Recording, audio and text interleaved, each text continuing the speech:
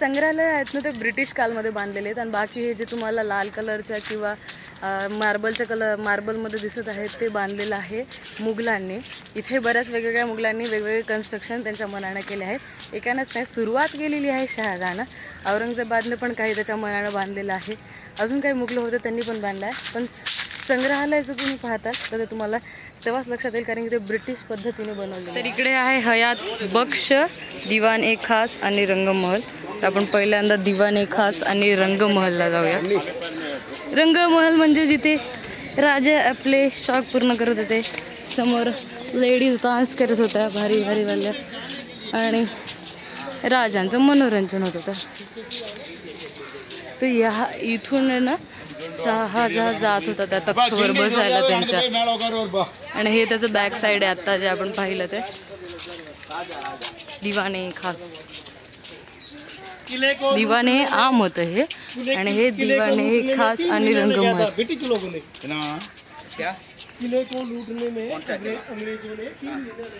अंग्रेजांना हे काका म्हणत आहेत की अंग्रेजांना लुटण्यासाठी किल्ल्याला 3 महिने लागले होते, म्हणजे एवढा हा भक्कम आणि एवढा हा मोठा किल्ला होता। हे आहेत इलेक्ट्रिक फवारे जे ब्रिटिश कालांमध्ये बांधलेले आहेत, करेक्ट। आणि हे समोर आहे रंगमहल।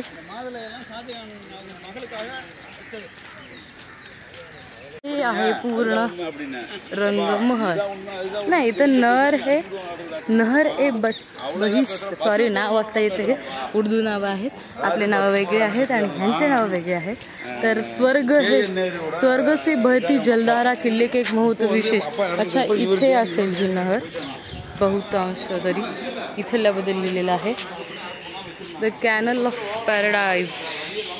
आणि हे आहे रंगमहल बद्दल। रंगमहल रंगों का महल एक विशाल कक्षयुक्त आंतरिक भाग मूलतः चित्रित था, जिस कारण इसका यह नाम पड़ा है। हिंदी खूप बेकार आहे। उत्कृष्ट महल।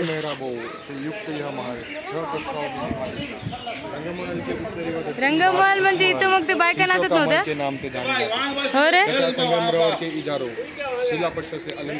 हे आहे दिवान-ए-खास, जिथे शहाजहां आणि त्यांच्या बायका राहत होत्या। बायका की बायको माहीत नाही मला, तेवढं काही इन्फॉर्मेशन नाही आहे।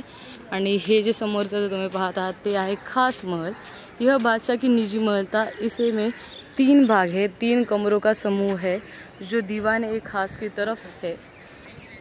ओके, हे त्यांचा पर्सनल स्पेससाठी यूज केलेली ही जागा आहे, टाइम स्पेंड पर्सनल करण्यासाठी। हे आहे दिवान-ए-खास, राजाचे काही स्पेशल मंत्री वगैरे किंवा काही स्पेशल लोक आले तर त्यांच्या बोलण्यासाठी हा वापर केला जात होता। तुम्हाला सहसा इथे गाईड लावायची काही गरज नाही बरं, ॲक्च्युली जर विचार केला आपण इथे जर 2-2 मिनटं थांबून जर तुम्ही अशी माहिती जर वाचली ना तर ही पण माहिती तुम्हाला पुरेशी आहे, आपल्या खिशाला परवडेल असं आहे। म्हणजे इथं लोक येत होते, काही सिरियस वगैरे प्रॉब्लेम्स वगैरे आहेत तर ते डिस्कस करत होते। आणि याचं बांधकाम तुम्ही पाहिलं ना, शपथ यार काय त्यांची आयुष्य असेल आणि काय त्यांचं कन्स्ट्रक्शनचं काय असेल विचार करा यार, म्हणजे एवढं भारी। आणि हे आत्ता 400-500 वर्षानंतर हे असं दिसत आहे, तर त्या टाईमला हे काय दिसत असेल।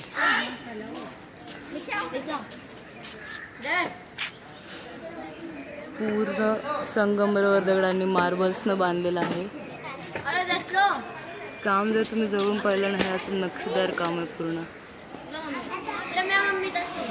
बहुतांश राहण्यासाठी काही यूज करत असेल, काय त्यांचे जे स्पेशल मंत्री किंवा काही स्पेशल लोक जे वगैरे आहेत ते आले तर राहण्यासाठी यूज करत असेल। हमाम, मुघल सम्राट का प्रिय विश्राम स्थळ। ओके बरोबर, हे विश्राम स्थळ होतं आणि इथे बरेच 3 मुख्य प्रकारचे कक्ष आहेत म्हणे, आणि त्याच्यात ते लोक राहत असतील। आणि हे असं आजूबाजूचं गार्डन आहे, काही ब्रिटिश लोकांनी कन्स्ट्रक्ट केलेलं आहे, काही मुघलांनी कन्स्ट्रक्ट केलेलं आहे, दोन्हीचं याला मिश्रण लाभलेलं आहे चांगलंच। आता जे आहे मोती मस्जिद निर्माण औरंगजेबनं आपल्या निजी उपयोगासाठी हे केलं होतं याचं निर्माण, आणि त्याच्यासमोर हे राहण्यासाठी होतं विश्रामगृह। हीरा मंडल, सॉरी हे आहे हीरा महाल। समोर अजून बहुता असेच काही महाल वगैरे आहेत। हे आहेत 2 संग्रहालय जे तुम्हाला आता म्हणलं मी ब्रिटिशांनी बांधलेले आहेत। आणि आतमध्ये बहुतांश काही कार्यक्रम वगैरेसाठी साईडनं खोली दिसत आहे, म्हणजे खोल आहे, पाणी वगैरे असेल. आणि आतमध्ये जाण्यासाठी हे कोणचं महल आहे बघूया आपण आता. किल्ला, जामा मस्जिद, जंतर मंतर अशा 2-3 गोष्टी आहेत ज्या, आणि एक कोणती तरी बावडी पण आहे जी तुम्ही एका दिवसात 4 कवर करू शकता. थोडंसं लवकर या, सुरुवात लवकर करा. जामा मस्जिद 11 वाजता चालू होते पाहायला, आणि हे जवळपास 9:30-10 वाजता पाहण्यासाठी चालू होतं. आहे नहर हे बहिश्त प्रोनाउंस होतं बारे. पानी को नदी से शाह बुर्ज तक उठाया जाता था और नालियों द्वारा विभिन्न महलों को ठंडा रखने के लिए ले जाया था. म्हणजे इथे पाणी वगैरे ठेवून दुसरीकडे घेऊन जाण्यासाठी यूज करत. आणि मध्ये मध्ये तुम्ही पाहिलात तर असे पाहताना तुम्ही असे नाल्यांसारखे केलेले आहेत पाणी वगैरे वाहून नेण्यासाठी. तर ते तुम्ही पाहू शकता डिटेलमध्ये. गरमी खूपच आहे त्यामुळे, तरी वातावरण थंड आहे. इथे आतमध्ये झाड वगैरे असल्यामुळे चांगलं आहे. होतं शहजादामधील, आणि अंग्रेजनं ठेवलं याचं नाव टी हाऊस. टी हाऊस चहा वगैरे पिण्यासाठी. Heritage tea house. भांडो मंडप आहे, काय माहिती अर्थ तर काही माहीत नाही, दिलेली तर नाही इन्फॉर्मेशन. बघूया. आणि हे पण, हे काय भांडो मंडप, आता हे काय हे दोन्ही नाही माहिती. बघू इथे माहिती दिसत आहे आपल्याला, काय भेटतं का. अच्छा, हे आहे भांडो मंडप आणि हे आहे सावन मंडप. तर फवारे किंवा पाणी सोडत असेल, हे आहे आपलं भांडो मंडप. आतमध्ये पाणी असेल याचं ना. हो रे, हे पण हे बघ ना, तर मध्ये पाणी असेल त्या टाइमला. भांडो महल नाही तर हे जफर महल होतं. जफर महल बहादूर शाह जफर द्वारा बांधलेलं होतं हे जफर महल. सॉरी, ते होतं भांडो महल आणि हे होतं जफर महल. हे आहे भारतीय डाकबद्दल काहीतरी दिसत आहे. ते एंट्रीमध्ये तुम्हाला असं तिकीट भेटतं. तर आपला इंडियन पोस्टाची जर्नी लिहिलेली आहे.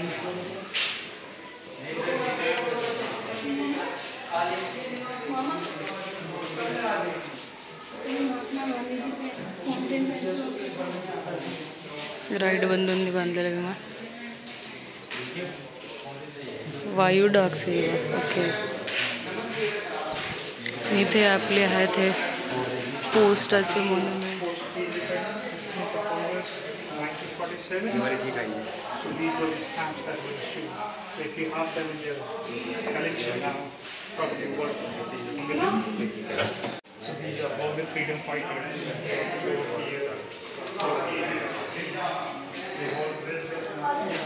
आर्ट्स कल्चर्स, जे पोस्टाचे वेगवेगळे तिकीट आहेत तिथे कसे कसे बदलत गेले, कशी कशी त्यांची जर्नी आहे पोस्टांच्या तिकीटवर. एवढी जर्नी आहे आत्ताची आपली 75 वर्षाची.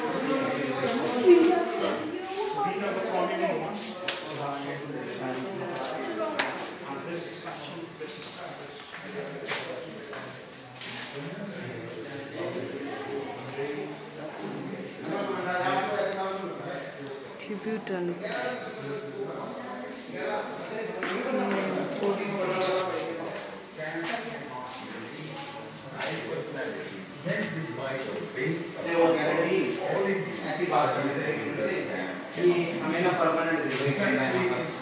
तर ही आहे ब्रिटिश कालीन लायब्ररी, पहिलीवाली. म्हणजे आपण पाहणार पहिली. छोटे छोटे डॉगीज पण आहेत, सो क्यूट. मी सॉरी, आंदोलन 13, हाँ, जालियनवाला बाग.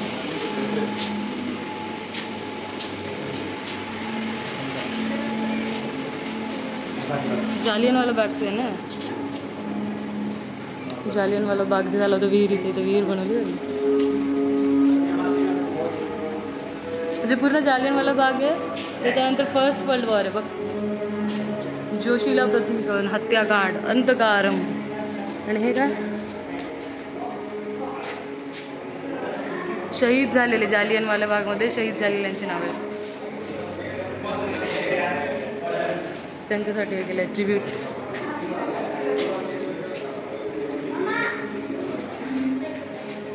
विश्वयुद्ध, first world war. 13 April 2011 April.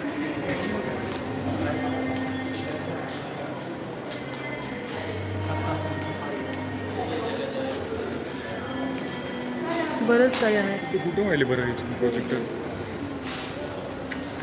ते पडदा सगळे.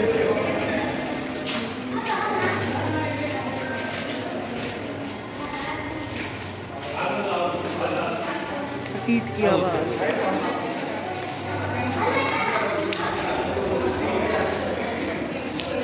स्थल गॅलरी सेकंड.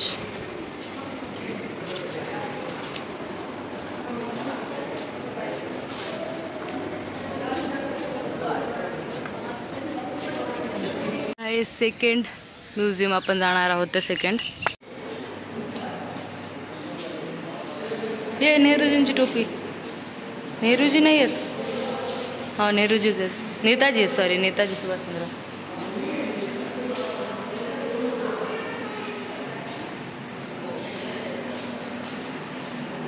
इथे सगळं नेताजी सुभाषचंद्र बोसचं आहे. नेताजी की कुर्सी. आझादी फौज. हे बघ त्यांचे इथं पैसे. इथं बघ सिक्के. तलवार पण आहे त्यांचं आहे बघ. सोल्जर म्हणून पहिचानपत्र. इथं काहीच नाही.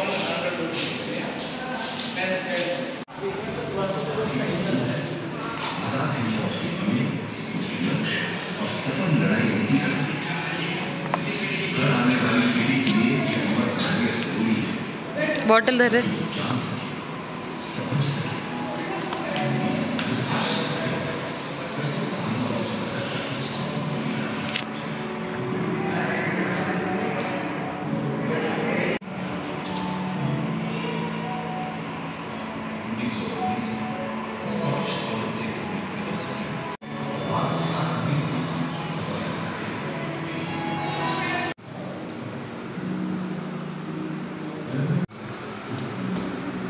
ही वरून गॅलरी अशी दिसते. आणि अजून एक वर मजला आहे जिथे आपण नाही जाऊ शकत. नेताजी सुभाषचंद्र बोसचंच सगळं दिलेलं आहे. आपण ज्या दुसऱ्या नंबरच्या ह्याच्यात गेलो आहोत आपल्या काउंट करण्याच्या. इकडे एंडिंगला तुम्हाला कॅन्टीन भेटेल. तिथे बरंच काही खायला आहे. हे 1857 स्वतंत्रता प्रथम संग्रामसाठी म्युझियम.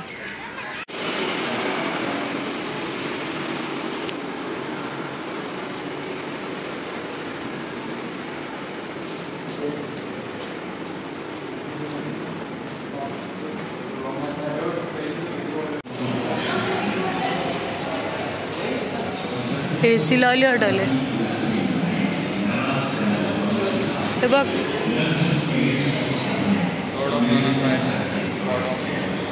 कोणाचीच नाही त्यांचीच.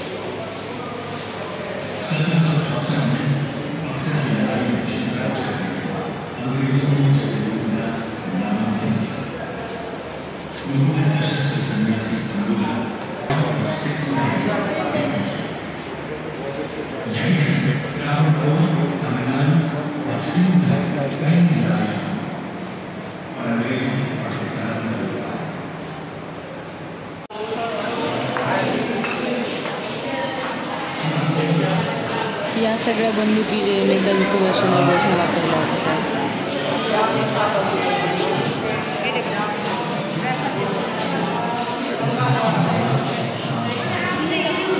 तर इथं आपला लाल किल्ला संपला आहे. व्हिडिओ कसा वाटला नक्की सांगा. भेटूया पुढच्या व्हिडिओमध्ये.